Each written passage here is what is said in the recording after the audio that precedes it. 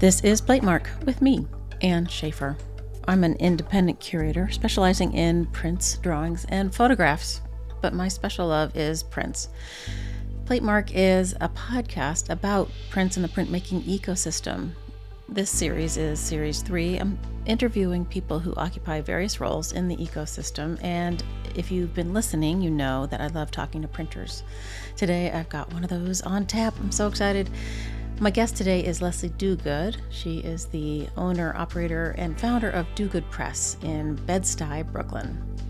She is incredible. Diuguid Press is screen print focused, and we get into it deep.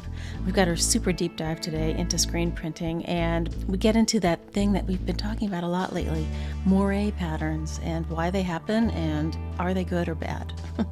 So stay tuned for that.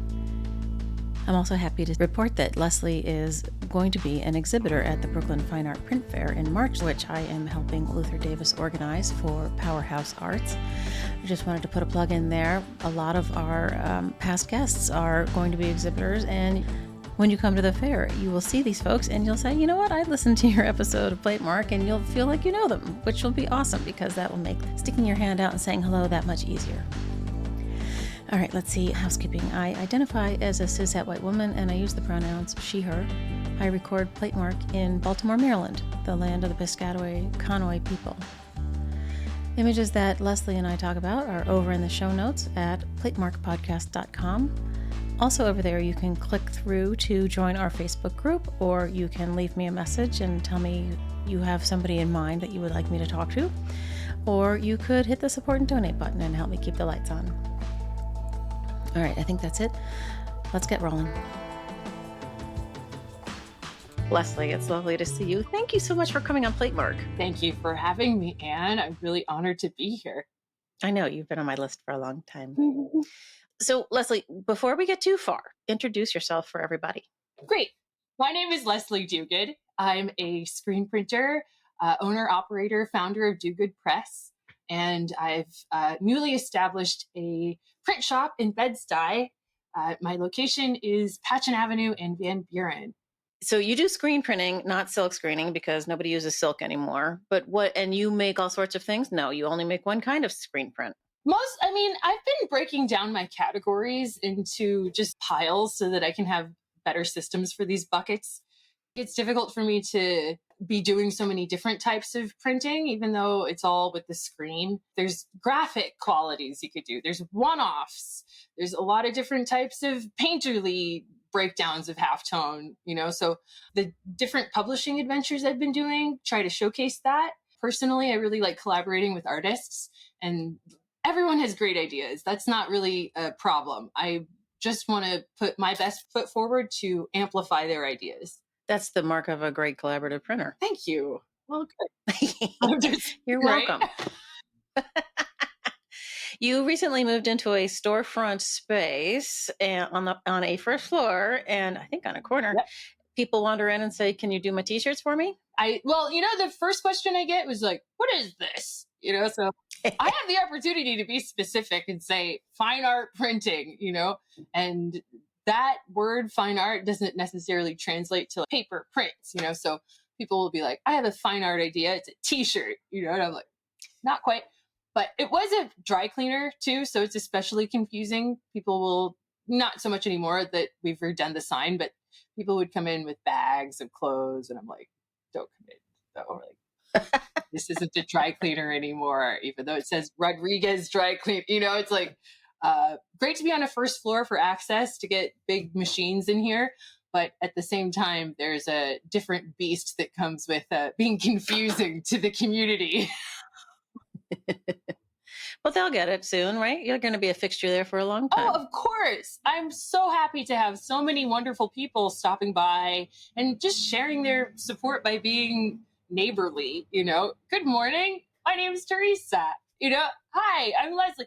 And it's a new thing I started doing with neighbors, just to keep them straight, right? Because I've been greeting people. Giving out business cards is another way to be specific about what you do and share what you're interested in and passionate about. But one way that helps me remember names lately is to just do little sketches of everyone who comes in.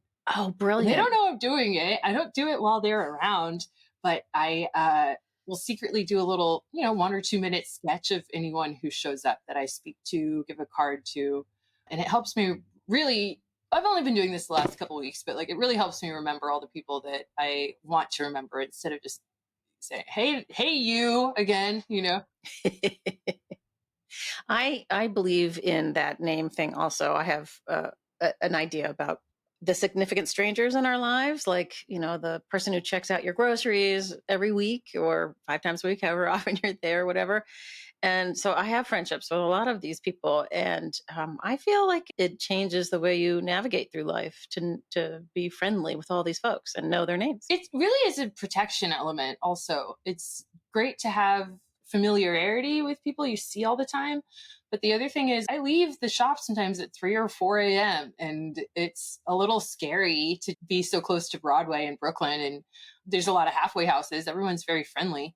But, I know there's a lot of people that aren't so high up on their luck, it maybe would need someone to take advantage of. And I don't want to make myself susceptible to that kind of thing. So I do know my neighbors can hear my gate rise and lower. So they'll say like, oh, you were here late last night. And I'm like, thank you for noticing. I was here late.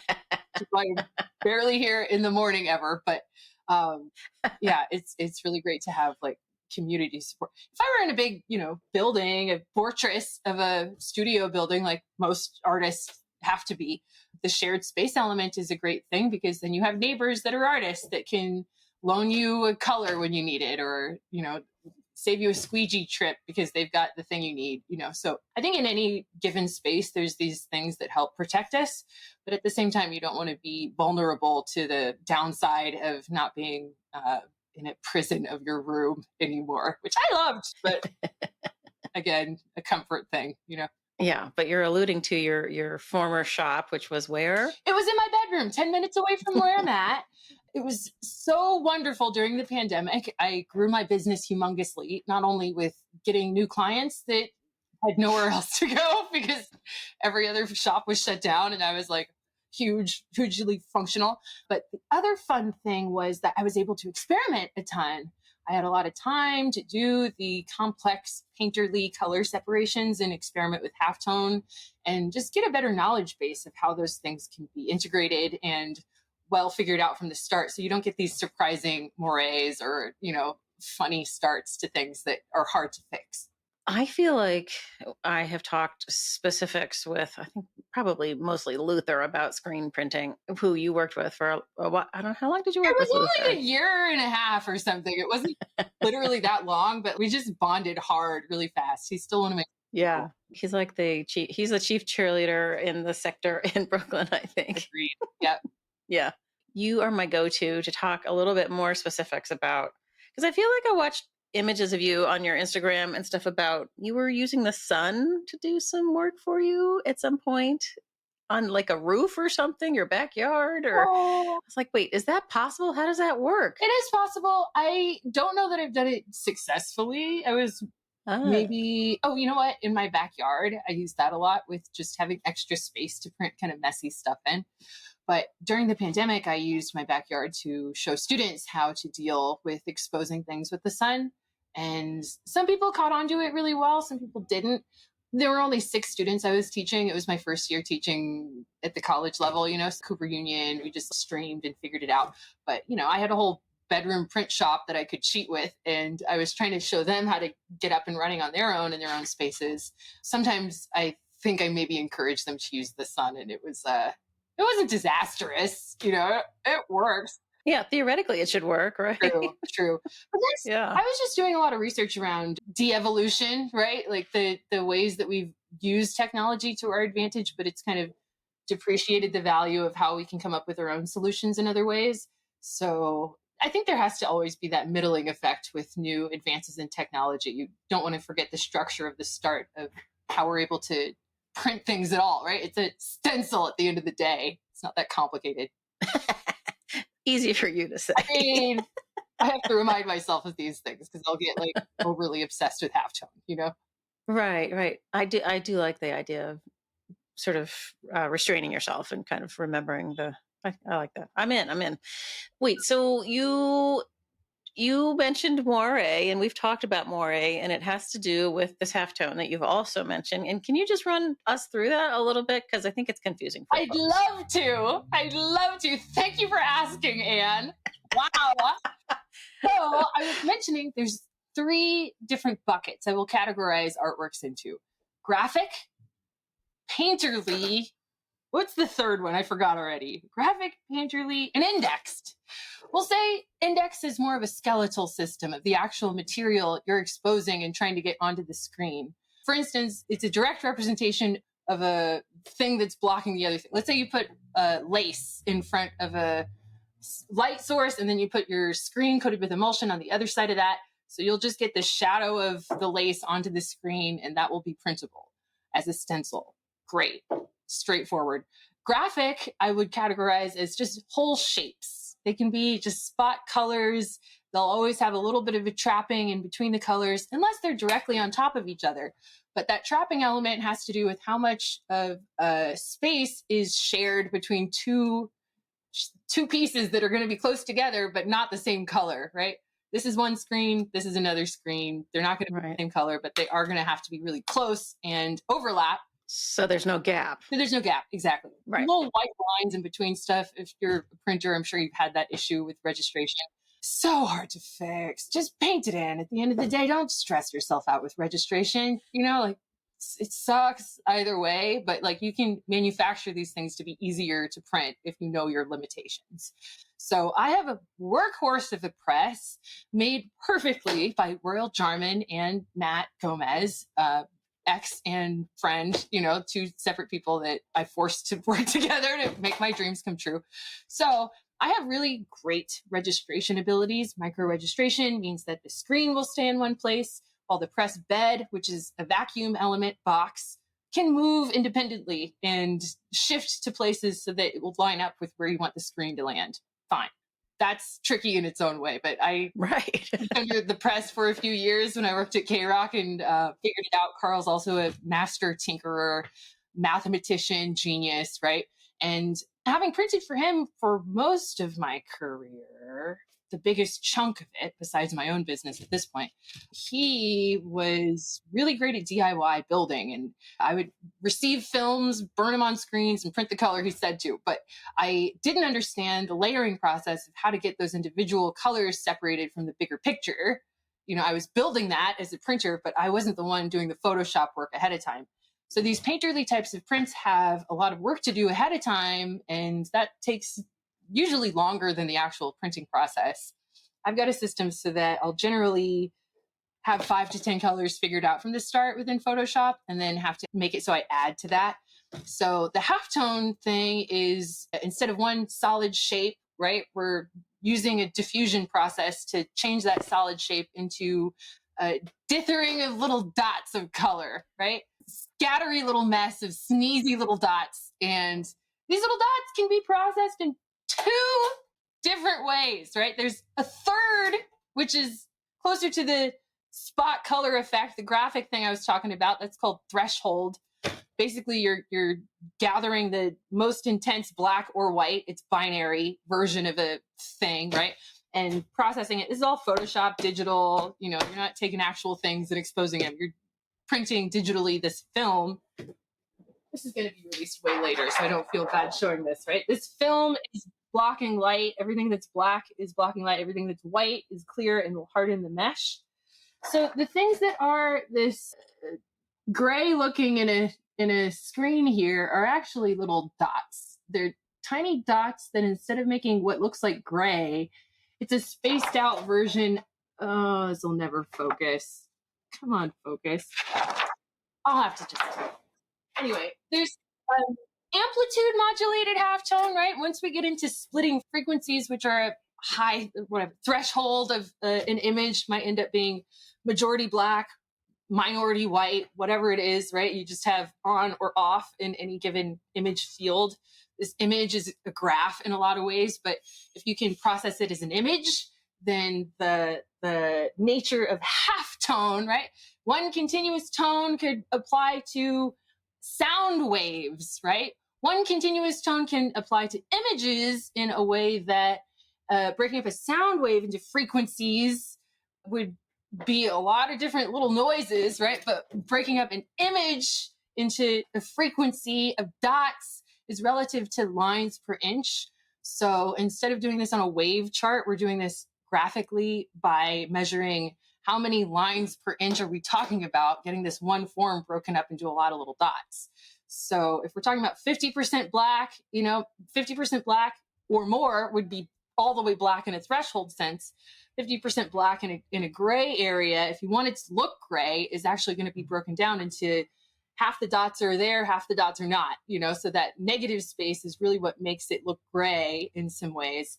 And then you apply the color, right? Color is a whole other thing, but getting the halftone figured out, amplitude modulated halftone or AM frequencies rely on that line per inch figuration to be a sized dot, right? That sized dot is fixed in this grid. That graph is going to be, let's say, 2 lines per inch, right? This is 1 inch. We got 4 lines because it's XY axis, right? So that means your negative space, this little open bit, is how big your dot can get on that same line grid. What I do is to figure out, like, okay, my mesh of my halftone is at an angle as well that has to be figured out. But we can figure out the frequency of these line gaps, and we can figure out the angle that we'll be processing them at. So if we're talking about a screen print and we want to avoid a moiré is not ideal. I'll get into that in a little bit. But the ideal is to create something that's a little bit off for our eye to not register. It is a line, right? We're trying to make it into a graphic that's about the bigger picture and not about this little dot that's obvious to me. So anyway, if we have this grid, amplitude modulation relies on this one dot to grow or shrink in this same dot grid system, right? All the dots will be in the same grid. If we're relying on it to be not a moiré, we need to make it so it's not going to conflict with the screen mesh, which is also on a grid. Right. So, exactly. If it does have a conflict, as in lines up perfectly-ish, but in a way that conflicts with the dot line, then it'll shatter in a weird way and create a lightning strike, is how I like to describe it. Of a weird frequency you can see. It's visually strange, but you can't really predict it. You can only avoid it, which I do by using prime number frequencies. They're just less likely to conflict with the other things going on because they're prime numbers, right? They're not going to have a lot of things in common with any other number. But that's amplitude modulated halftone. If we get into the better, less staticky frequency modulated halftone, right? FM radio, AM radio, we're all talking about waves here. Frequency modulation is the same size dot, right? That's the consistent thing. The dot is the same size. The spacing of those dots is scattering, right? So we don't change our amplitude in this one dot sense. We're changing the frequency that one dot will occur. So depending on if it's 50, 60% black, exactly, I know. It just my head's coming off, Leslie. I know. But see, then that frequency modulated dot, it's modulating, right? So it goes more and less in its own little weird way. The negative space between dots is also the size of the dot, right? It's not going to gang up on itself to be more dense than it can be. It would just be black. And the negative space dot is also a thing to consider. But the thing is, I have to avoid filling in those negative space gaps. So it will want to fill in no matter what on this screen mesh frequency that's still at a grid, right? If we have a consistent size dot, that's easier for me to manage on painterly whatever prints. But the grid dot being a fixed size, it's easier to know it will pass through without conflict, right? We're not going to have an issue with the moiré, but we will blob out, fill in, maybe not even be visible anymore and turn into a threshold accidentally because those little dots will just gang up together because they're blobbed out because you're printing all bad. So for that, I rely on high frequency mesh, right? 305 lines per inch. There it is. This tattoo. There it is. I'm not comparing. I just really like that mesh count because you can get a very fine dot on that mesh without having issues of clogging or, well, it dries out, that's for sure. But if you print fast, you don't have that problem. So two things have occurred to me three things actually. Wow, I have three questions Oh, right in a row. I'm ready. I'm too hot though. Well, one question and two comments. With the frequency modulation, if it's not in a regular grid system, I'm not sure exactly how you're generating it. I assume Photoshop's doing it for you. But if you were doing it next to somebody else was doing it, won't the patterns be different? There's no way to regulate the scatter. Oh, there is. Okay. I didn't get into that. Sorry. Good question, though, because you're bringing up something that I forgot to say, which is that in Photoshop, I have to talk myself through this often because of teaching and having students that are like hovering and like trying to figure out, what are you talking about? So I'll go through the steps and say it aloud as I go so I can do that without doing it.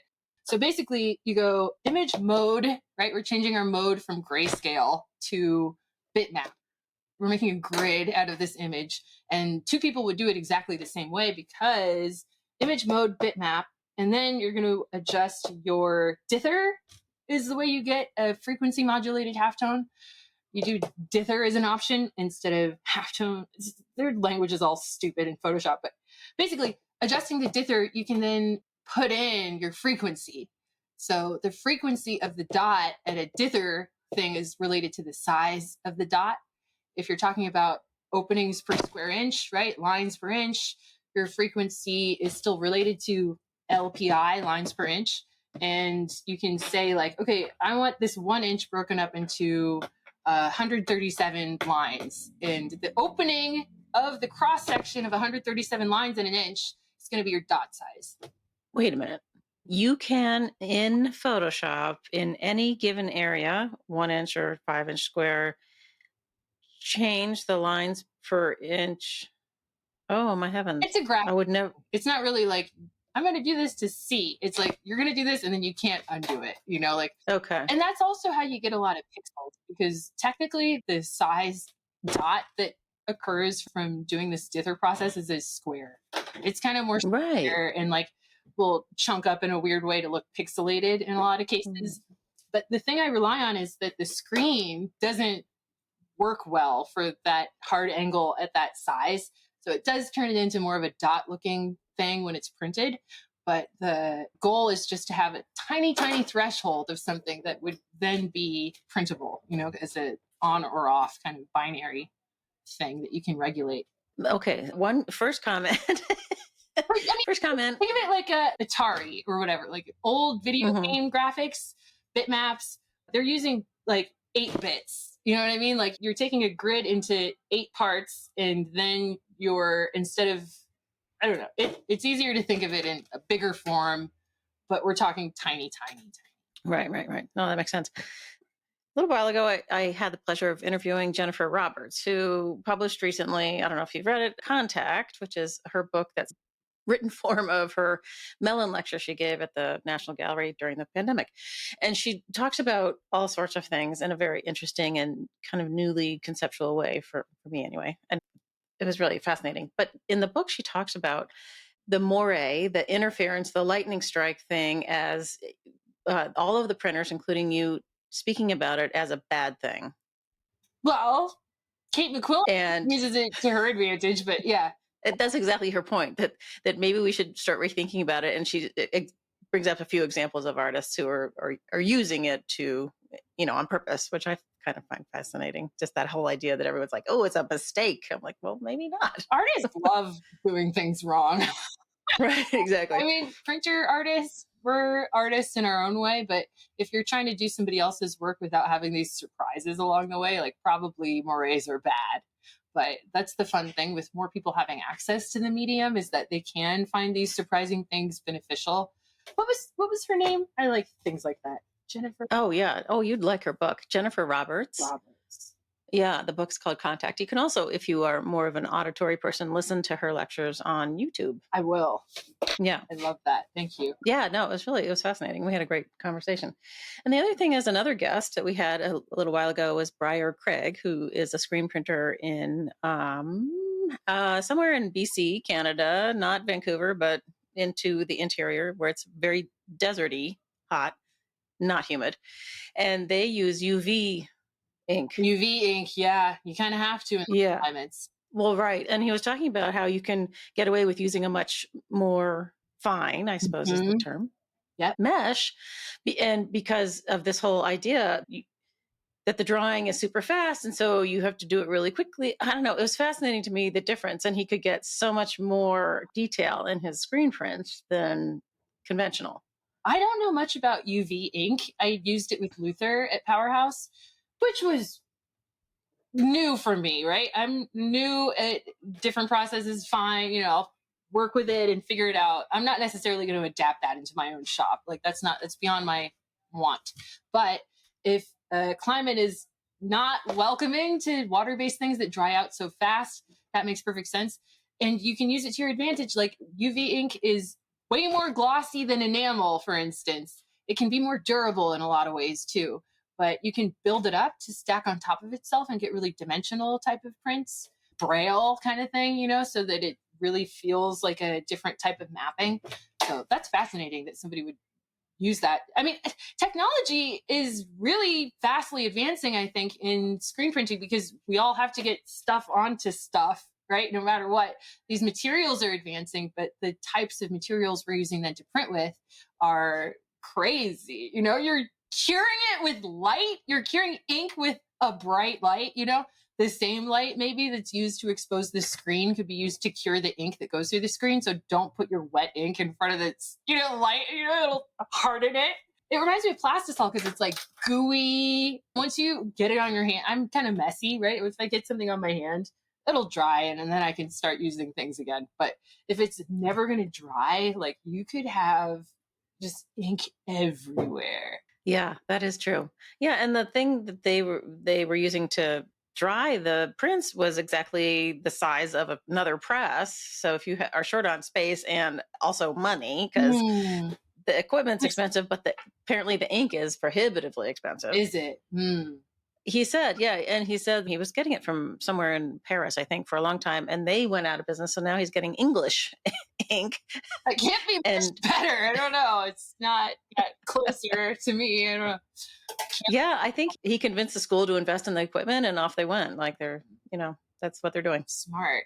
Fascinating. I mean, that's neat, but because it's maybe niche, it's not as accessible as like water-based ink technologies that have become a lot more accessible. Like the UV stuff is cool. Shepard Fairey uses UV ink for his posters because he really likes the hand done. He hand does a lot, right? You think those graphics could be vectorized or something, but he is really meticulous about the size of cuts he's making on Rubylith, all that. He does a lot by hand, but that makes it so his negative space, little spray thing he does too, positive space, whatever, just little dots would just dry out too fast, especially on runs of more than 100. So I would imagine somebody as productive as that would have to have a better system for printing too.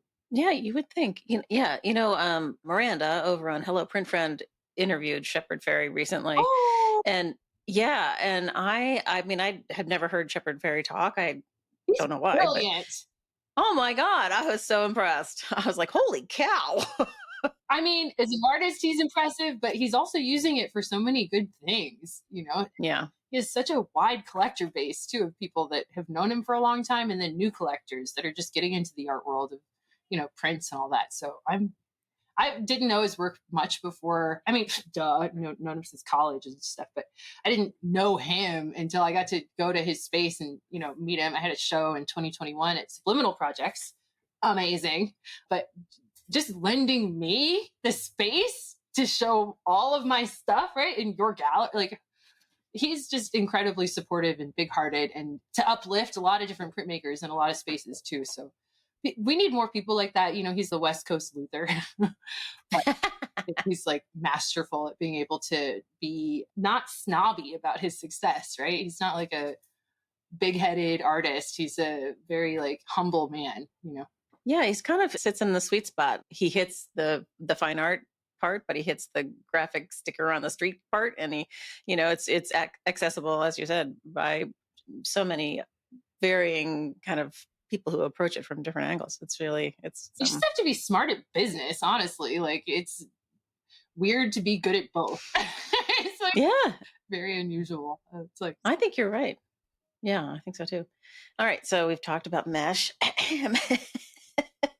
Such a crazy thing. sometimes you need Oh, a mesh for printing on weird stuff. Fabric, I've been doing a lot of one-offs lately. That's another bucket. We got graphic, painterly, index, one-offs, right? Could it be any combination of those?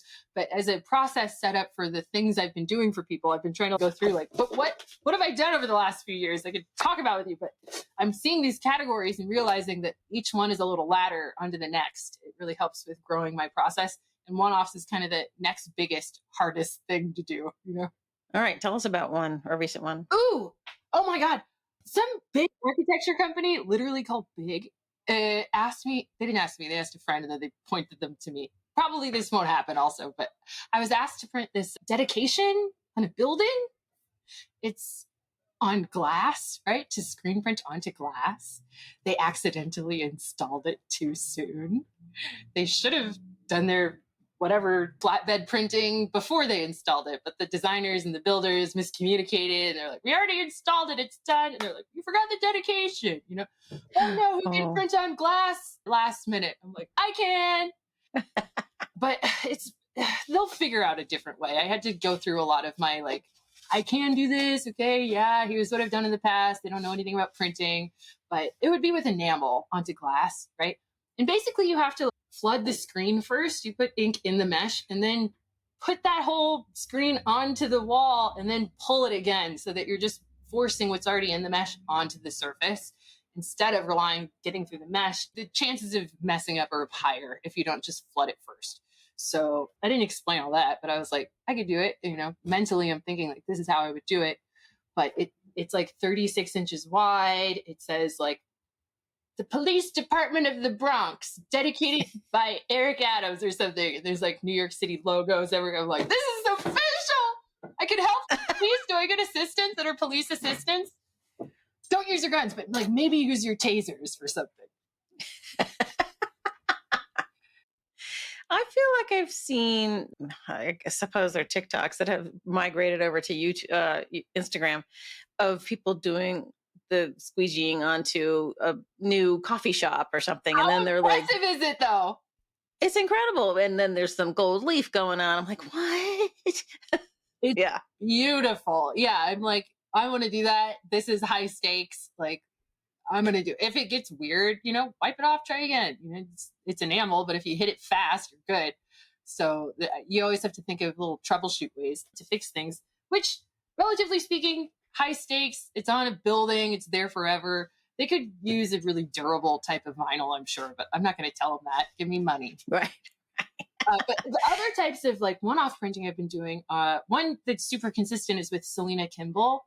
She has a studio in Gowanus, and she built out her studio to be a printing facility, so she does a lot of collages, which doesn't take up a huge square footage of space. She's also a teacher at Parsons. She's not a teacher. She's like the director of painting or something. She's like the head of everyone in painting or something. She's like very important. So she's a really phenomenal person to speak with frequently about art in general, but her practice is amazing. She makes all these small enough, big, small. I don't know what her original size is, but they can be scanned and then enlarged so that she'll take these massive screens that are like, I think they're 60 by 84 or something. They're really big and wide, ordered specialty, and 230 mesh on those things means they're very delicate and huge and heavy. I'm like, let's bring in two assistants. I'll be the main guy, but like, give me some help.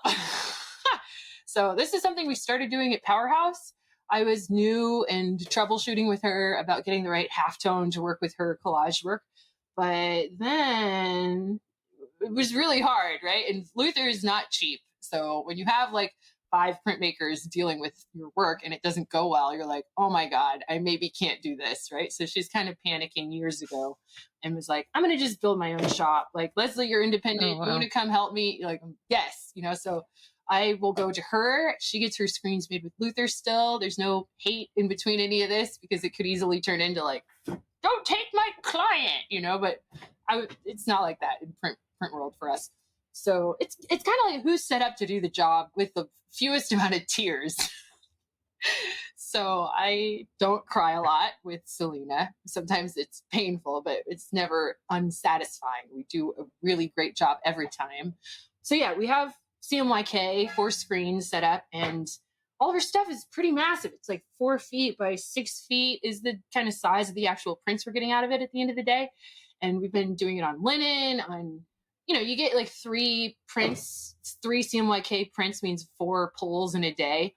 And there's a big table set up. We just lay everything out, tape it down, and just kind of go through that boom, boom, boom system. It's the same every time, but I can't do it on my own. So Selena will be in the middle on the screen, pulling it like Luther, right? On all fours, you're on two knees, right? Your hands are on the squeegee. I'm on one side, and then there's an assistant from Parsons, right? She recruits some interns to help her.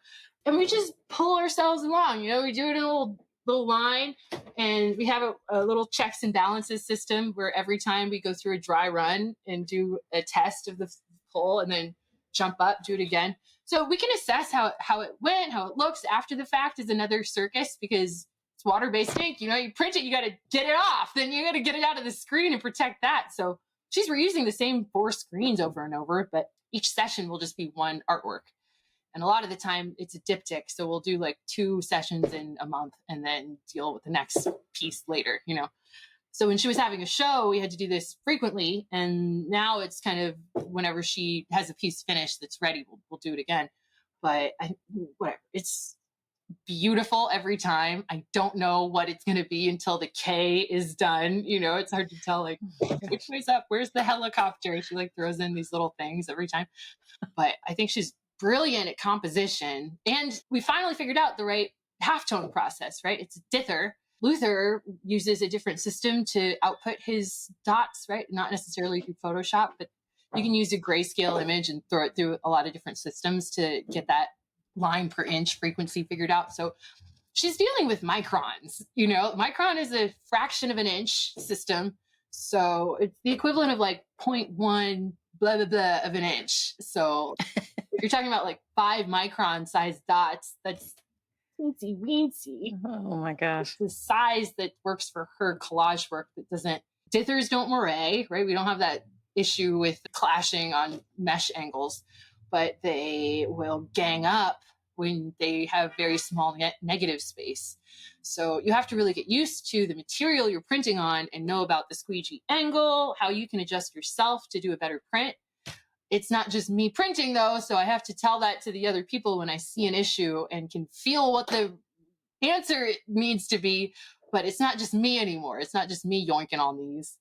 Those one-offs are fantastic. They're very satisfying. Wait, yeah. But I'm confused. If she's got 4 screens for the CM, Y, and K, mm-hmm. and they're one-offs, what's the shift? How are they one-offs if there's one panel we're printing on at a time. So she'll cut one of them up, right? We print 3 technically, but because we're not set up to have the screen in a stationary place, the actual material is in the stationary place. Fabric you have to leave alone, right? If you got a t-shirt press, you can on off the t-shirt, but you have to have a carousel of screens that are going to be laying down onto the actual stationary material. So if you take that and scale it up to this 4 foot by 6 foot size, then you have to tape down your linen and then interchange the screens that go on it. As you're interchanging the screens, right? Print one, scrape the ink off, put it in the sink and rinse it. Then you blow dry the print you just made to then be ready for the next screen to go on. So I still count those as one-offs, even though the process lends us to be doing 3 in a day. Okay. All right. One of them will be on a panel lately. 2 of them are on linen that can then be collaged again. She does extra work to these things sometimes. And is the end result something that not mimics a painting, but is considered in her world to be a painting that happens to have some screen printed elements? I think most artists I work with on one-offs just call them paintings. Yeah. Technically, I say print, but I'm not going to correct them, right? It's their. Oh, no. But I think that the nature of a collage being screen printed kind of puts it through a different print system from its original and kind of speaks to the chaos that you can have a system around to then make it like into a finished individual unique painting kind of thing. Right. But that's that. Selena's amazing. My stuff, Selena helped me. She did a few visits with me about my own work because I had a solo show in Omaha, Nebraska in February. Strange. I don't make a lot of my own stuff. So it was a hurdle for me to think of, what the fuck am I going to print? Do I have to print? Can I draw? I miss drawing. But if you're out of practice, right, that all feels phony to try to pick up just for this one occasion, so sure, I tried to sketch something, but that's more of a way of getting my brain onto paper. It's not really a finished product. So I don't have the patience to really deal with more than just thoughts anyway. I need to take more time to reset, relax, wake up and feel more refreshed. I've been doing that lately. But that's only because I hit a wall trying to come up with this show in February, right? So I made a bunch of one-offs, right? Prints, I'm still calling them, on 30 by 40 panels. They were on flat canvas, but the process I did was this indexing process, right? So I took a material and exposed it and then just printed that. So technically quick to make, but not, because you have to know a lot about what a screen can handle, especially when you're printing it on something that's not totally flat. Canvas has a lot of ridges in it. So I had to use I think I used 230 mesh to get the actual printing, 305 on some. But getting the surface you're printing on super duper smooth is sometimes impossible. So I sealed it beyond its already gessoed surface with another print, open mesh 195. I was like, let me just smooth it out again. And so through doing that, I got a surface that's good enough to then pick up the material edges of what I was trying to print. So a lot of what I speak to, even in college, even before that, it's about finding the edge of something and letting that define what the interior will be.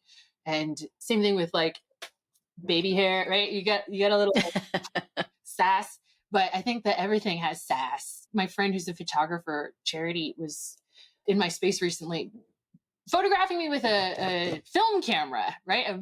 We did a trade, right? She's staying in my room, but I'm like, I need shots of me in my space. Will you come take pictures? And so we played dress up. She gave me this necklace too.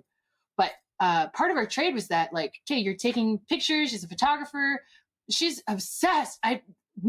She did a great job, but personally, I don't sit still well. A lot of the pictures, my eyes are just dead because she took a while to focus, which is important. I had my hair big at the time, so she was really singling out hairs to be focal points, because she was like, if you get the hair in focus, then everything will be crystal clear. And I'm like, that makes perfect sense to me. I totally get that edge thing, because finding clarity on those little tiny details really helps the full thing to come to life. So my one-offs are of clothing that I used to wear that were part of my identity, especially before I was a solid, I don't know, college, you're just not done yet, right? Omaha, when I lived there before moving here, I was a whole person, yes, but I was ragtag, had a lot of thrifted clothes, people gave me things, all these things I still have, but for sentimental value, they're not quite wearable anymore. So the prints I made for the show in Omaha, right, I was brought back for this, was of some garments that I identify with but cannot wear. And so moving my print shop from my bedroom to this space uncovered these little extra things that I want and don't want at the same time. So instead of throwing them out, I kind of raised them up to this platform of being artful without having the actual pieces on display. The actual garments could be burned and I wouldn't care anymore. But I do have the index, the archive of their memory alive in this shadow effect print painting that I named after my friends. So there was that helps me feel like a full person, right? Because I kind of lost it for a bit when I moved. I'm like, I don't know where I am anymore. But the other part I put into it were one-offs of I have that here. It's a phone book from my childhood, the house I grew up in. It's got whatever. We had this phone book near the phone for the whole time, right? From 1989, 90 until my dad moved out in 2009 or something. But my mom took a phone book that was in the tummy drawer of this cabinet. It's one of those things you forget about. It's just, where's the phone book? Everyone has all these numbers in their like digital phones now, but before it was all dial up. You got Granny's number, you got Emily's number, you got everybody's in there. And it helped my mom keep track of us, right? When we scattered in the neighborhood. But I found this and took it, right? I moved my mom from Kansas City to North Carolina, found some things she didn't want anymore, took that book, scanned it, and made that into a piece in the show also, because that speaks to another part of my identity, is just kind of the satellite people that help me understand who I am too. So that home ownership aspect of like my parents were around my age when they got the house, like I'm not there. I'm not going to be there. And I have to find different ways to feel whole without having a place to store things, right? We do things differently now, and that's okay. Their parents didn't do it the same way either, necessarily.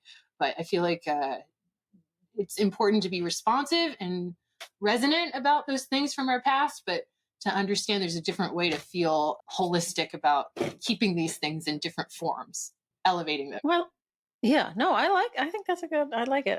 I have often seen or read, looking at people's work, this idea of the archive of the memory, and I'm like, what the hell?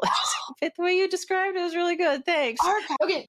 Rose Selena is an artist I was going to mention who does amazing artist. She was in the Whitney Biennial last session. I helped her make a big one-off piece. The thing is, it's all text, right? A lot of her work is text-based. She's an archivist. She's an artist. She's had an Art 21 about her practice. And it's a lot of just small things that are unnoticeable, especially that make portraits in New York City, just like things that are left behind. So she had this project that was it's a lot of descriptions of coins that were used in buses between like 2017, 2018. And they are markers of people who got onto the bus system without using actual money, right? It's stuff that's the same weight as a quarter, but maybe not. So she took all these objects that the MTA collected. They can't just throw stuff away. And so she bought it, and she had this like big job to sort them out, and found like 5 categories of different objects. They're different. Like one of them's luck based, like coins from Chuck E. Cheese, stuff that's like religious tokens, just lots of different weights of, metal hardware that like contractors use. So these little things were categorized. I did or I guess it was an edition of like 3 of like a portrait of some of those, but the descriptions were all on these long scrolls that were on the wall in front of the actual piles that she sorted. And it was a really beautiful piece, but it was hugely difficult to print. Oh my God. Oh my God. But we've been doing difficult prints together since 2018. Mostly it's text-based, but sometimes there'll be serifs. Sometimes they'll just be on a weird material. Wait, if she's doing letter forms like that, why wouldn't she go to a letterpress person? Okay, all right. I think there's something that speaks to the directness of screen printing that's like, letterpress is better to do not one-offs for, right? You do a setup and then you... Yes, of course. But her stuff is usually on boards that then they get framed, so it'll be a description of the object that she's wanting to archive. And the printing part, I think, is better to be direct than digitally printed, because it speaks to the flawed nature of having this collection in the first place. But sure. And screen printing the benefit being that you can print onto a slab of wood or something, and you can't with letterpress. Mm-hmm. Maybe you could. Is super duper archival, but yeah, the thing at the Whitney, it took like 5 screens per each. There's like 5 different descriptions. It's 5 different screens per descriptor. It's like 25 different screens to make this like one-off installation. Oh my gosh! But each one-off print needed to then also be perfect, or you would ruin the previous print of. So we went through a lot of paper, but that's almost like a suicide. It was fine. Yeah, it felt like it. This is a little tangent, but back in the 90s, when you were probably not even born, I worked at the National... Go on. I worked at the National Gallery, and it's like a small city. It has its own cobblers. It has its own locksmiths. It has, it's insane. But the exhibition team there screen prints the labels for all of those shows directly on the wall. Yes. Why? Right. Because the guy who was the head of exhibition design when I was there, who was difficult, he was very demanding, but he was brilliant. One of those. His name was Gil Ravenel, and he wanted there to be nothing to distract you from the word. Like, he didn't want there to be a piece of cardboard on the wall. He wanted it to be seamless. And so everything, the big panels, the little everything was screened, unless there was some issue with the wall. It was all screen printed. So if you came back to them and said, there's a typo, I'm really, really sorry, they'd have to go in and paint the whole stupid thing over and rerun the screen. And yeah. Whereas at the Whitney and other places that I've worked, the Whitney was it was like letter set. And you would scritchy scratch it, the whole text onto the wall. So there was also no seam, different kind of, like vinyl. And at the Baltimore Museum, we printed on, and they glued it down to mat board and cut it. And, it was like a piece of paper on the wall. So like very different approaches. Does it matter? I don't know. But yeah. I mean, durability matters. It depends on how long something's going to be up. If something's in the sun, also, it might have an issue with longevity. Being able to get it off is sometimes a problem if it doesn't need to be permanent. Temporary, pastings are important. But it's just every time you screen print on the wall, you sure there's a typo, paint over it. You have to buff it also you have to scrape all that down to be flat again. So That's a process, which is a dying art form. I appreciate doing that. I did that for Nisa Chow at the Versace Gallery, the Columbia University Gallery. A few years ago, she had an installation that was about memories it's called Trace. And it was people who had passed away during the pandemic that were early essential workers. So their loved ones gave a little sentence about each person, and part of the printing needed to disappear. So she had tried some stencils, and at the not last minute, after that failed, right? And the show's coming up, they're like, we need someone to screen print this. Leslie, can you print with heat sensitive ink, right? So if you touch it, it turned out great. We printed it really well. If you touch this text, it would appear with heat, and then you could read through if you touch through the whole thing. But if you're what? Wait a minute. Yeah. You had to interact with it and give it heat to reveal the text. Yeah. That's so cool. Otherwise, it looks like a blank wall. So it really speaks to the so cool permanence of these very important individuals. Like, you have to have proximity with the actual text to make it visible. So it was a really brilliant project. Super hard to do. I'm like, I don't know if I can print this. Like, what's your particle size on this weird thermo ink I don't know about, So did some tests, figured it out, and printed it well. But it's really worth it at the end of the day when people have projects that are poetic enough to need that type of care. Because I'm not going to say no just because it's a police department, right? Because I'm printing Eric Adams' name, who I don't necessarily care for. But I'm not. But I'm just saying, at the end of the day, if they need it done, I'll do it, right? But money is an object. We have to value our time to make materials and this kind of stuff possible.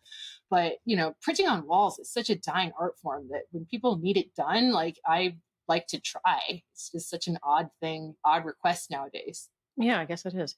I'm still on the conceptual rigor and circle that is occurring with the fact that you had to lay your hands on the wall to engage. The print was fascinating. The ink was visible when it's printed, but it would cool down or something. It's similar to the wall color. If you're walking by it, you wouldn't notice.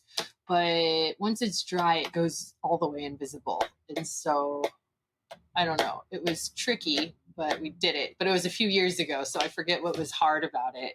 Oh my gosh, that is so cool. Nisa Chow. Wow. Yeah, she's amazing. Somebody's going to get an idea about some further use of that. I think sharing process is really important, because so many artists will share what they're up to with me. I'll ask, why do you want to do it like this? What are you talking about? Why do you want to print on leather? Tiana Nikita McLeodin is someone I was connected with at 52 Walker.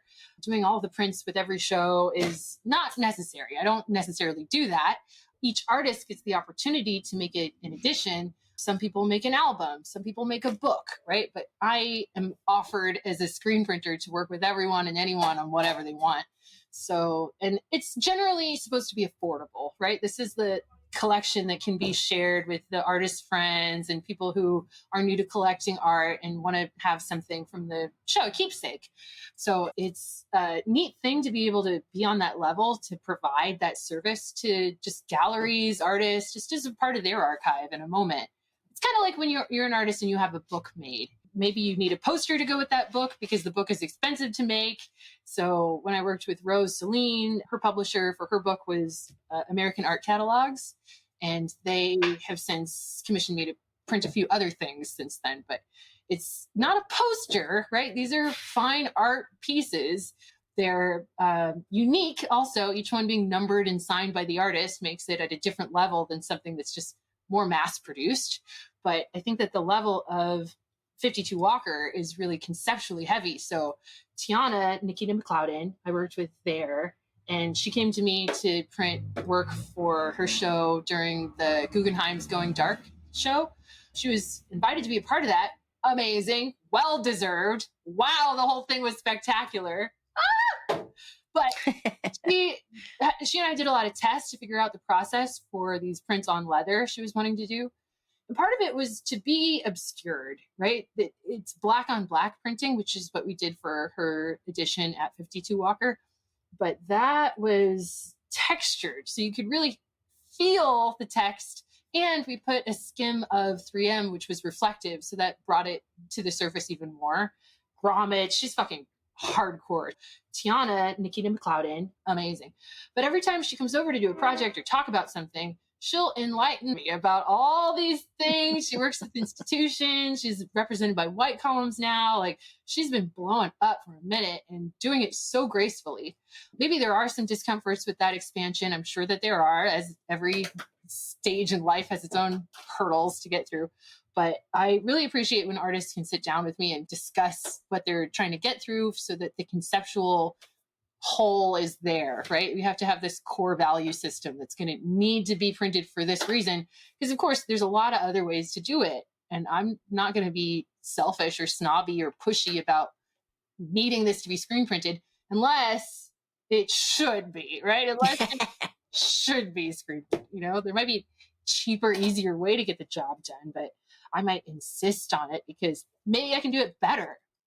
I have no doubt you can. I'm a little curious about the economics of the 52 Walker gift edition plan. They are paying for that for the artist? Yep. Each show comes with a book, right? It's a book that's got info about the artist, a couple writings by different people that are, you know, doing statements for the actual show, documentation of the show. It's all related to their individual show that they're doing. And it comes out way later because they have to document the whole thing and then have the book made. Right. But that's invaluable. What a gift to the artist. Oh, yeah. Publishers need to front the money to then make it back on the back end because they're maybe good at sales. They have all these collectors they already know. 52 Walker will frame everything too. And then their prints are $2,000. You know, I think that includes the frame. So, and each one they try to keep at that $2,000 mark. It's an edition of like 30, right? The Arthur Jaffa print is 50, but it's like a 12 color, which is few for what I normally do for them. Some 20s, 25, 27 colors, like it just gets up there. But it's about accessibility, right? I'm the production machine.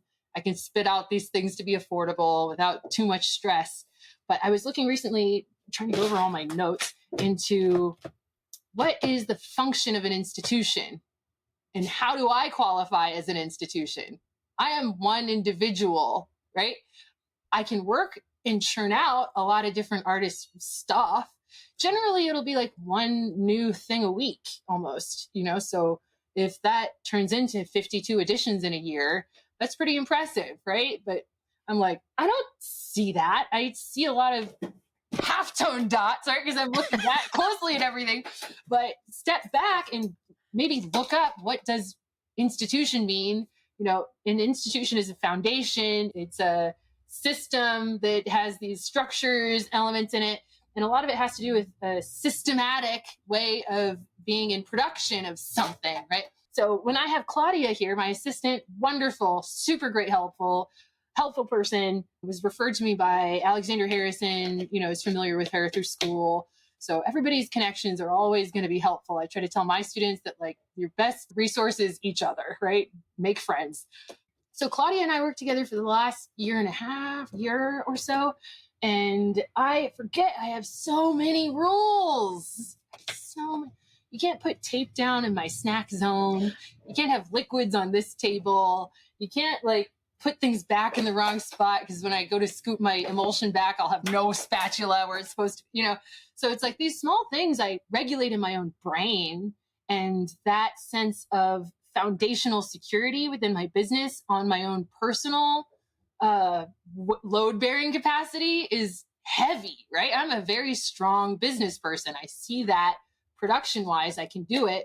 When it comes to keeping the books, right? Doing all this back end work after the fact, like that's where I drop the ball sometimes, but it's fixable because it's all recorded in some way on an invoice or through an email document, So it's more about being able to churn things out properly.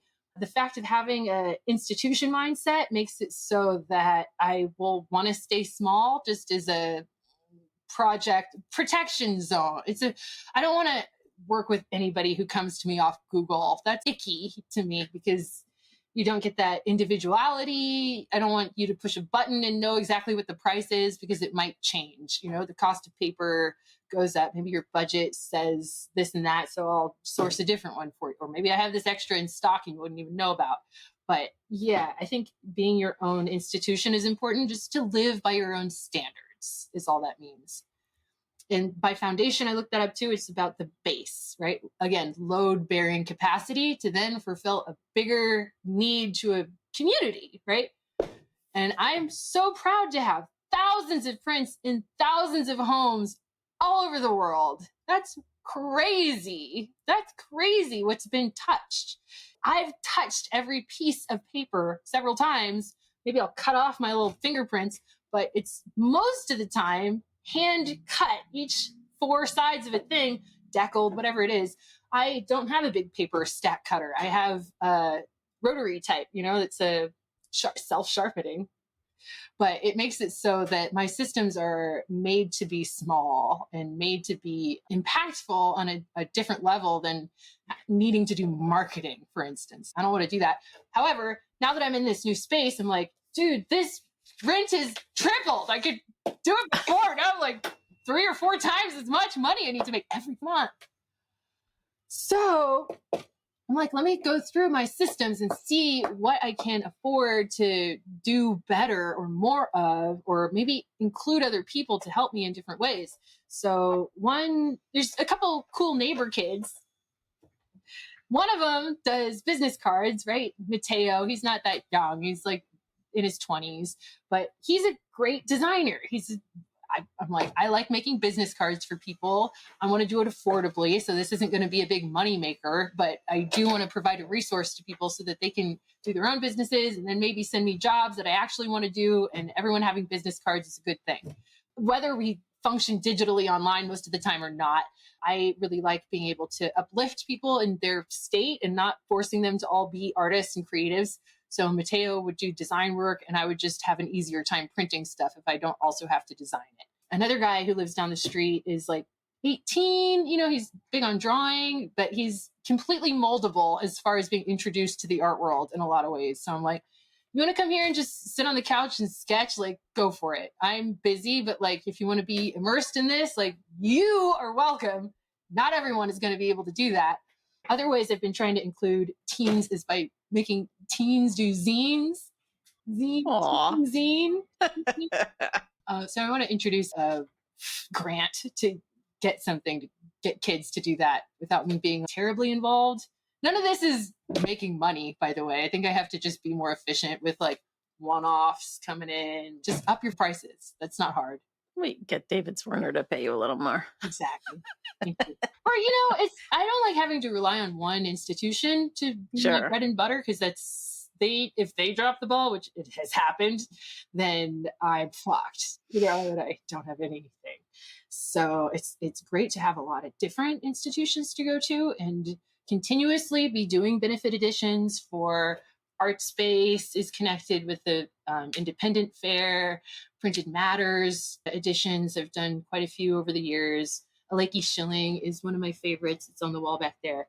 But again, they scatter in between being graphic and being painterly, and those things take up different amounts of time to produce. I am adamant about making sure everyone has just trust in my system. So if that means making a proof first, so that then you're excited, a proof is just make one, and then you have a good to go bon entier, version of it. And I'll always make it a little better the second time around. So it's just nice to have support from people who want you to succeed instead of like, hey, you're late at this. How come you're not done yet? Like, just add stress to your already stressful job. Are you friends with Sarah Gates at Kingsland Editions? Sarah, yeah. I don't see her ever. Every printer is in their own shop, but yeah, I know her well. Of course. Yeah, she obviously is in love with doing the wonderful editions she does with her artists. But I think the foundation monetarily is that she makes swag for the Whitney. Yeah. For their shop, which I know is like, you don't want to make tote bags probably. And I'm sure she would, I'm not going to speak for Sarah, but I think, I don't know, that seemed like a pretty good model to. If I were to do something like that, it would be doing prints on location with people. If the school system wanted to pass me around, maybe have a print day at every school over the course of the year, I would do that once a week. That sounds really fun. I've done that in the past, different charter schools. I brought a screen in. Actually, a friend of mine, Messi, let me come into his classroom, and we did 2 sessions, one of which was just doing drawings. And then the next day I brought their drawings on the screens. And so we just printed stuff that they made. But now I have, because I did a job or an event, actually this was through Black Mass Publishing at MoMA. They were invited to do a day of workshops, and Black Mass invited me. One of the founders of Black Mass Publishing is Yusuf Hassan. And he did a benefit edition for Printed Matter.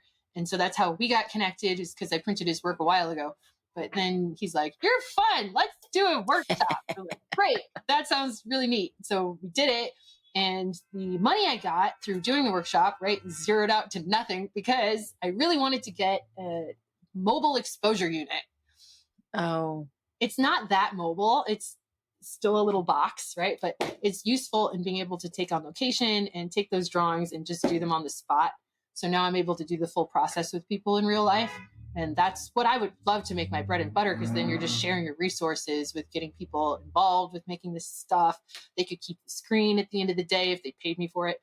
But it's just neat to share the process with people instead of relying on like inventory, inventory in, inventory out. Prints get damaged, like if there's just stuff hanging out, like I don't want it. Let's share our knowledge, right? Pay me to do that. I agree. And you are perfect for it. Yeah, I find you a joy to talk to. And it reminds me of my long held belief that I refuse to work with assholes. Ooh, yes. Smart. That's a great idea. If I when I was running the Baltimore Museum's print fair, it was invitation. And people would call and say, well, how do I get in? I'm like, well, you have to be nice to me. Please, may I get in? Well, and you have to have good stuff to sell, right? Like, your quality has to be up there. Should. But some people make bad quality stuff and sell a lot of it. It doesn't have to be. That's true. But then again, it's the fair, right? We're not going to have a bunch of nobodies in at the fair. Well, and for the BMA, my unwritten rule that I'm not sure was handed down to me from the person who was running it before me, but I felt pretty strongly that if you were invited to the show at the fair or sell at the fair, that you had to have something in your inventory that I wanted for the museum's collection. Oh, like not that I would actually buy it, but that there had to be something. It sound interesting, at least. Yeah. That's awesome.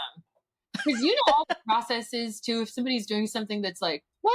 This is a litho, and it's intentional or something, that would really make an interesting showcase too, because you would automatically be generating interest if you know all the processes. And then it's like, well, this is actually stunning, Yeah. And so the print fair that I do now is not connected to the museum. And so my standards are lesser in that sense, but I still want to think that you're going to be fun to hang around with. Yeah. and have a drink with, Yeah. and that you have really good product. I mean, if people are not good talkers, like probably they're bad salespeople too. At the end of the day, like you're doing them a favor by not allowing them to embarrass themselves. Like, is that fucked up? Yeah. Yeah.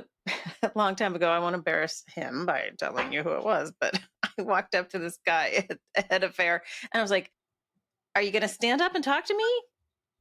Like, you have no idea who I am." Oh, this is while you're at a fair and he's just ignoring you while you're like, I'm an interested maybe collect. He's on his phone, right? And I was Oh. like, I'm actually interested in buying this for a museum. Yeah, yeah.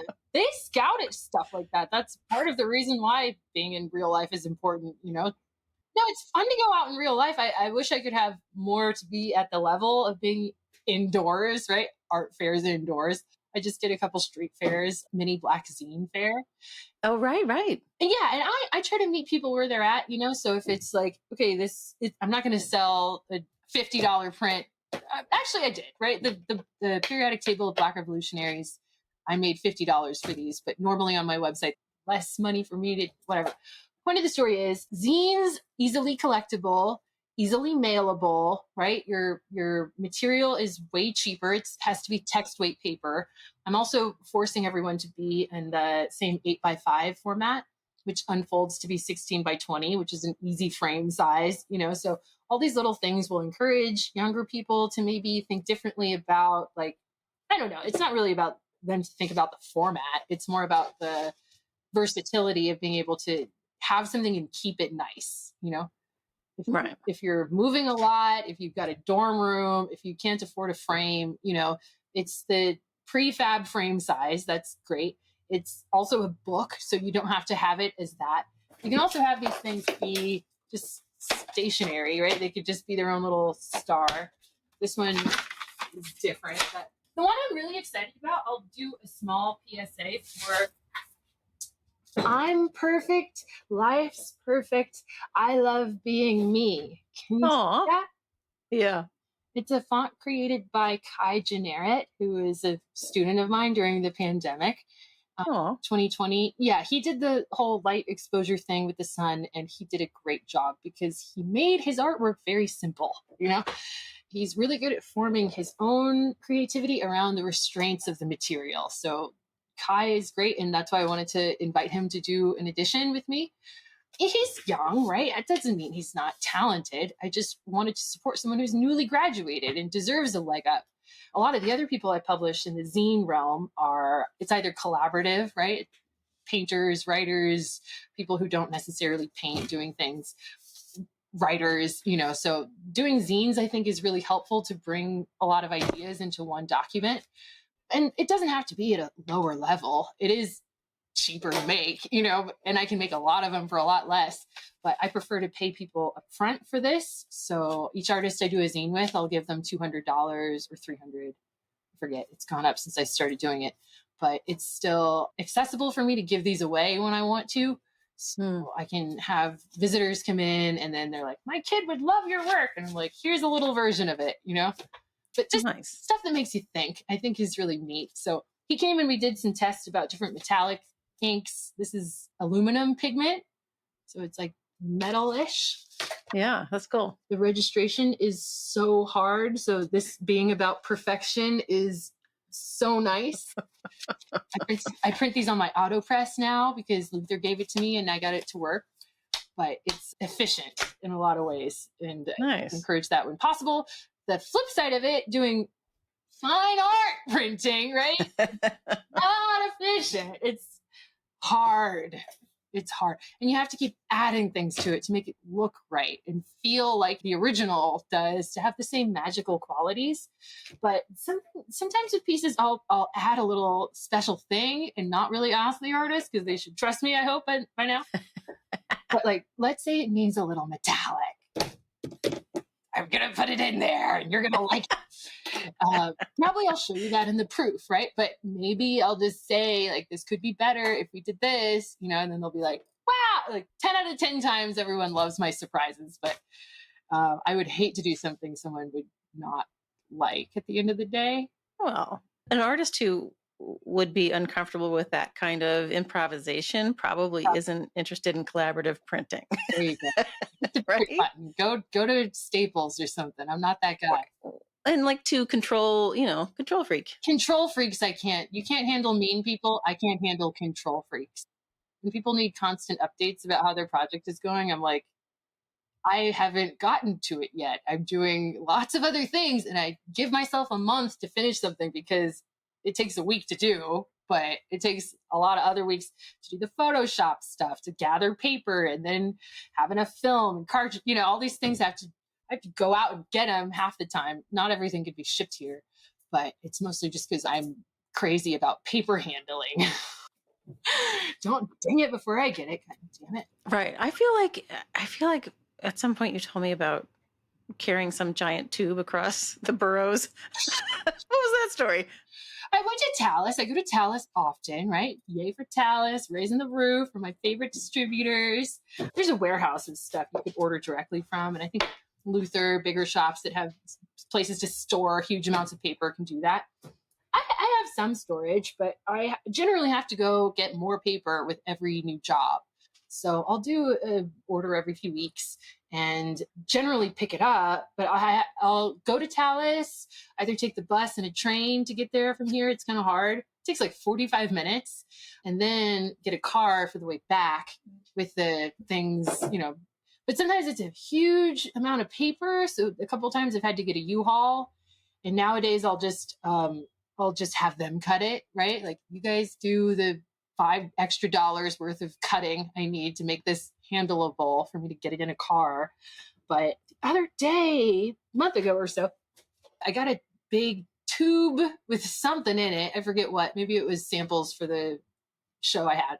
But I walked it back, right? If it's small enough to hold, I'll like put something on a shoulder and put the other thing under my arm and just hoof it for like an hour to get here.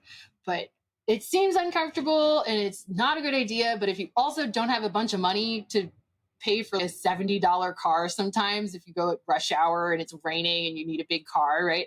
Then it's like, I'd rather walk. So I was like going all the way from one corner of Brooklyn to the other. And I was crossing Bushwick Avenue with all this stuff, right? I can see one direction and not the other. So I rely on the crosswalk.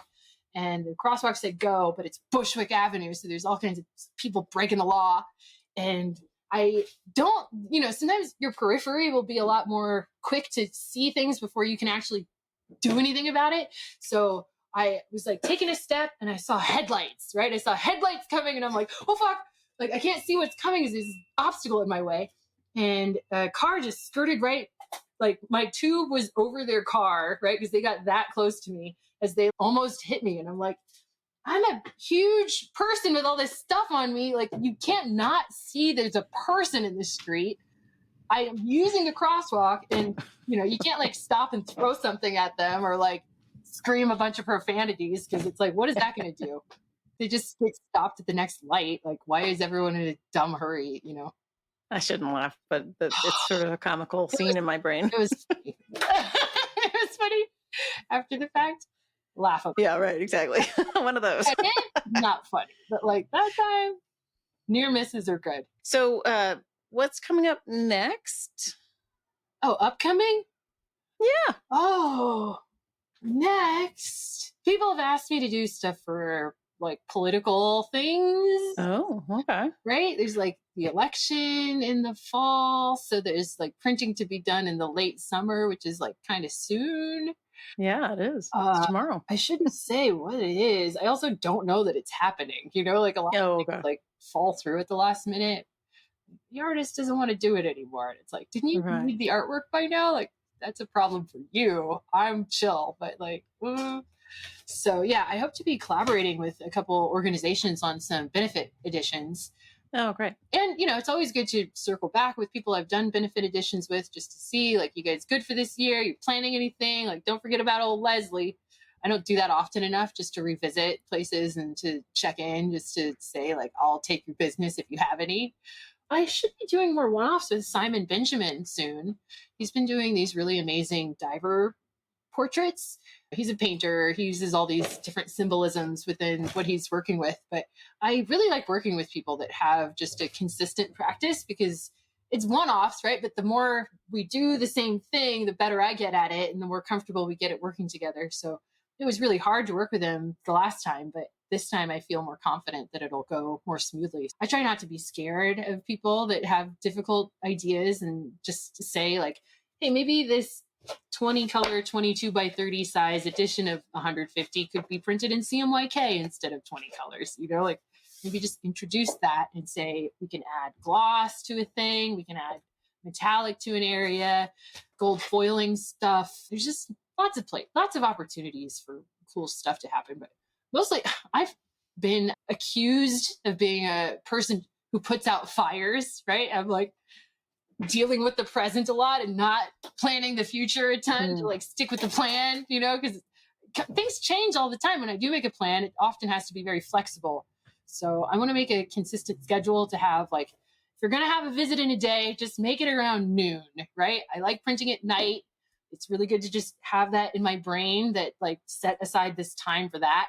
I want to set aside better time for planning and dealing with my books, so I know more about my funding resources. Having goals of buying a printer eventually, just like a bigger printer would be nice. But right now it's fine because I can just go to Luther and have films printed bigger than I can do, and I send people to him all the time when I can't do jobs. So it's cool to have those networks. I want to have little coffee dates with India Armstrong at Carousel's Press. She's just a printer nearby who does cool stuff.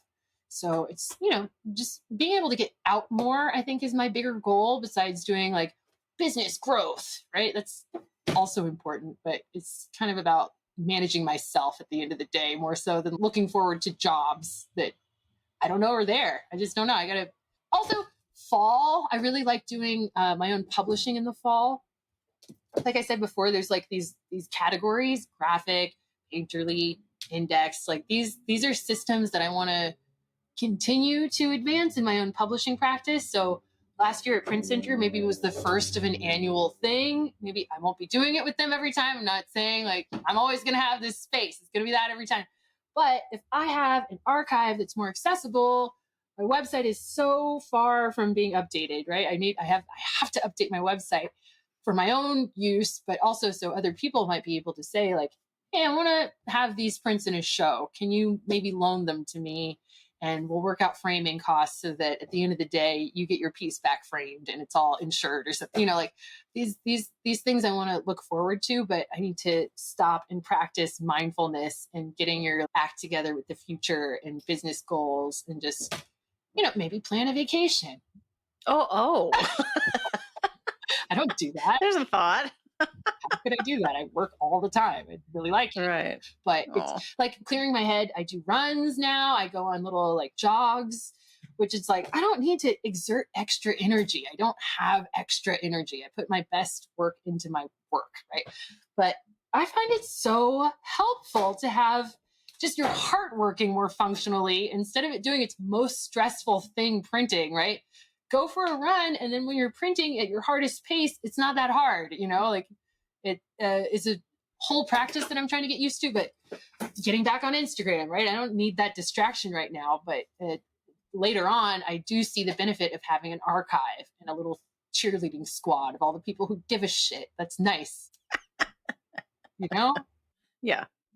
You are. Yes. So you are on Instagram, but not as active as you were probably a little while ago, but that's okay. I mean, as long as people can find you, that's what's important. I'm around. But the other thing is, I was trying so hard to get the space.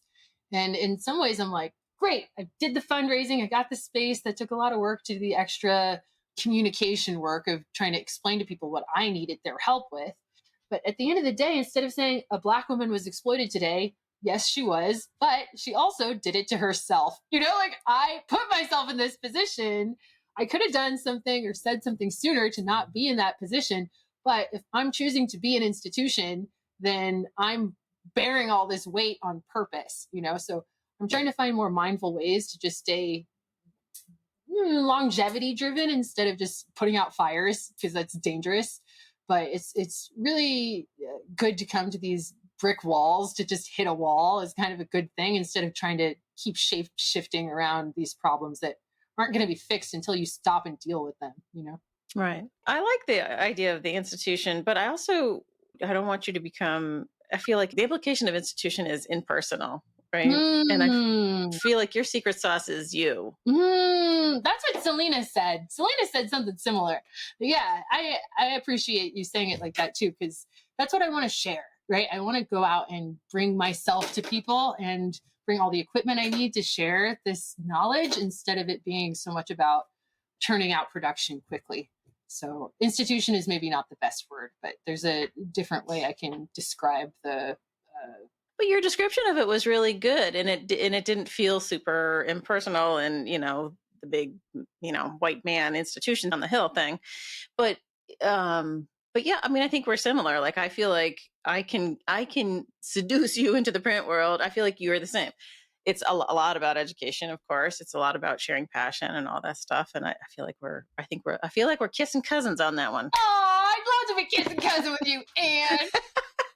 That's so special. Thank you. I mean, it's great to have you as a mentor too, because there's a lot of goals that you've gone through a lot of this already, and you've worked with a lot of people in your past that have made you a stronger person at the end of the day. Not today's not the end, but you know what I mean? Like, everyone has their own baggage, and to just see you persevering anyway is like very much a big thing, because you're dealing with a lot of different people that are trying to communicate with you, and other ones that are trying to reach out to you to then get themselves notoriety. Like, it's hard at the end of the day to be a representation of both, internal structure and being able to bring people together without you necessarily being in the room podcast. Well, yeah, that's a tough one.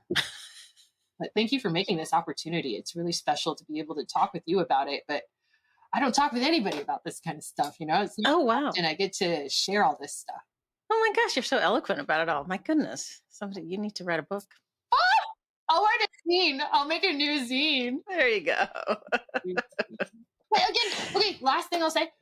Speaking of zines, the counterculture is so important right now, because there is so much emphasis on, like, students shouldn't have their phones in school, but also we need our phones for real life, and you got to get at your kid if they have a school shoot. Like, there's all these contradictions in this digital age that make it hard to find yourself. Like, being bored is really important, and being able to draw out your own creativity is something that happens when you're bored. But I think that the countercultural revolution needs to be a thing, because we need to devalue these things that are supposed to be systems that aren't necessarily useful for everyone, right? Right.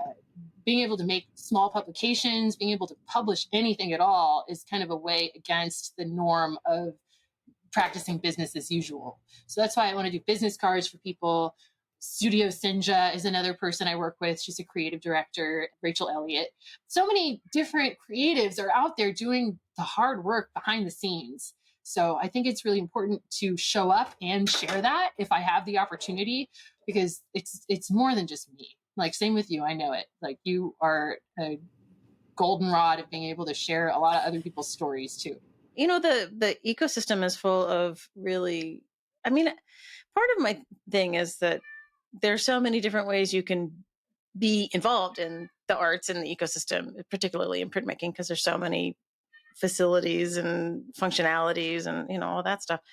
But also, just by the nature of it being collaborative, we all love people and we all want to be useful to each other. And, for me, it's like the magical kingdom of the art world, It's hard to know that unless you're a print maker, right? If you're a collector of prints, you maybe know that as well. But I think that the making of them really shows you how many you're getting, like the quantity thing of having this, like, package be delivered to a place and then them getting like thousands of dollars out of selling, like, I'm so protective of paper before it's printed, because it's valuable. It's hugely way more valuable than what you paid for it, because you know how to handle it to make it into something that's useful for someone else to sustain their lives, right? Like, I think it's I did this wonderful, last thing. Happy to have received this from a bunch of kindergartners. Oh my gosh. Oh, that's so sweet. Sweetest. A woman who drew this is named Mammy, and she works at, she's a, she has a vintage store in Bed-Stuy down the way. I know her from just going there all the time, buying scarves, what have you. But she has a 6-year-old, and they're in a group of like other 6-year-olds that do this like, let's go see all the different businesses in Bed-Stuy and learn something. We're 6, you know. I'm like, I'll go to you. I'll show you how I deal, right? Do that for free. Just set it up and have a time. It's an hour. And they gave me this in return. It was so sweet. That is sweet. It's heartwarming to share what you do with people who care about it. I think that's true. The main thing. I'm just trying to use this little gift as like power to don't be afraid to share, right? Yeah. I mean, I think that is the secret sauce. And I think it's your magical power is just demonstrating that you can love what you do and be happy to share it and, you know, just encourage young things to grow. What better place to be? Yes! I know. Here and now is really the only time. I think later or before now would not work. I got, right? Yeah. Yeah. All right. Well, we've been talking for a long time, although I could talk to you for hours. Tell time. It's really not my specialty. That's all right. People will start following you if they don't already. I'm sure they do. And they will start paying attention to all the fabulous things you are doing because you are a shining cog in the I don't even know, the firmament of art stuff. That's art right. Things. Yeah. I love watching what you're doing. And I'm here to support you. Well, Leslie, you're a delight. I love chatting with you. Thank you for coming on the show today. It's been really great. I hope you can come visit next time you're in Brooklyn. Yes, I probably will be there soon. Thanks for listening to this episode of Platemark with my guest, Leslie Diuguid. I find her not only hilarious, but lovely and so smart. I am so looking forward to having her be an exhibitor at the Brooklyn Fine Art Print Fair, which, as I said at the top, I'm helping Luther Davis organize for Powerhouse Arts in Gowanus. It is running concurrently with the IFPDA Print Fair, so that would be March 27 to 30, 2025 in New York. And I hope you will schedule enough time to hit both fairs, because that's what you should do. Let's see. Thanks, as usual, go to a host of people, primarily, of course, to Leslie for being a wonderful guest, and then also to Dan Fury for being my sound guy. Thanks, Dan. And to Michael Diamond for the use of his original music. One also goes out to Lee Turner and Skip Barnhart for sending me soundscapes from their studios, which is what I pieced together at the top and bottom of the pod. All right, well, I hope you've marked your calendars for the Brooklyn Fine Art Print Fair, March 27 to 30. Please do it, and please make every effort to get there, because we are working our tuckuses off to get it all together. All right, we will see you next time.